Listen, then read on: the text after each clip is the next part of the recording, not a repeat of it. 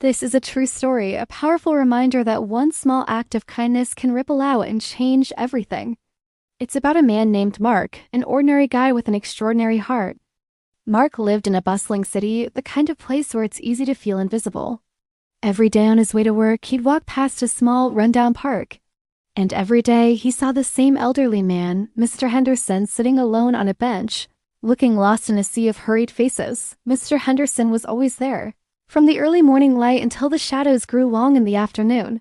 He rarely spoke to anyone, and most people just walked by without a second glance. For weeks, Mark just observed. He felt a pang of sadness seeing the old man's loneliness. He thought about his own grandfather who had passed away a few years prior and how much he missed their conversations. One day, something inside him clicked. He couldn't just walk by anymore. He decided to do something, anything, just to connect.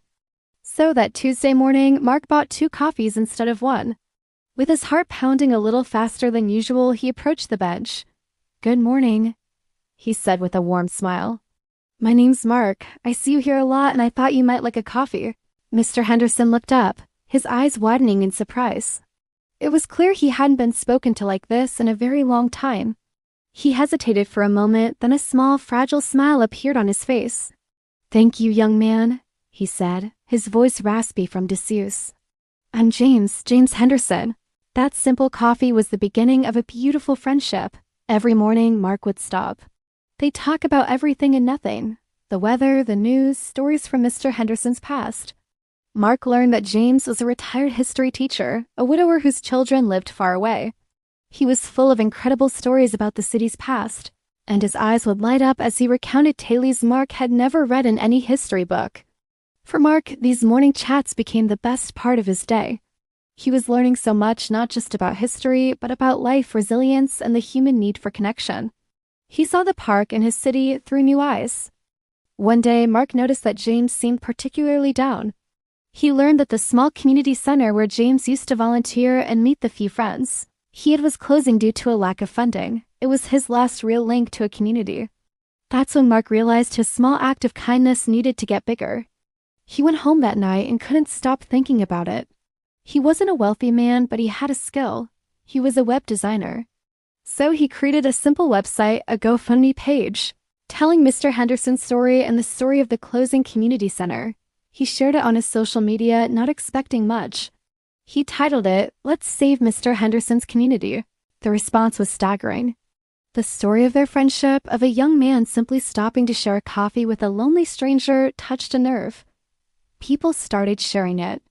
Local news outlets picked up the story.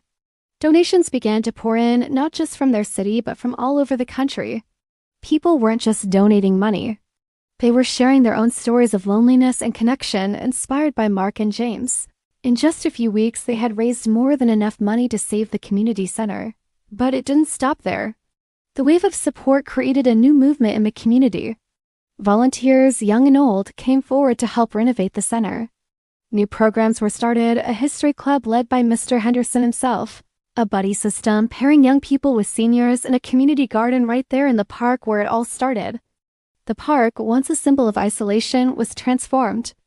It was now filled with laughter, with people of all ages planting flowers, sharing lunches, and of course drinking coffee on the benches. Mr. Henderson was no longer the lonely old man. He was the heart of the community, a beloved figure surrounded by friends. His smile was constant, his eyes full of life and purpose. And as for Mark, his life was changed forever. He found a deeper sense of purpose than his job had ever given him. He saw firsthand how one person could be a catalyst for immense change. His simple decision to stop, to see someone who felt invisible, and to offer a small gesture of warmth had not only saved a community center, it had built a community.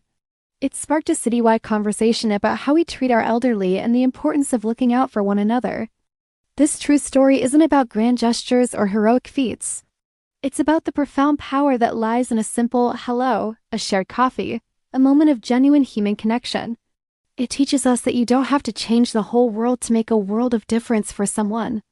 It all started because one person stepped in to help. It changed Mr. Henderson's life, it changed Mark's life, and it changed an entire community.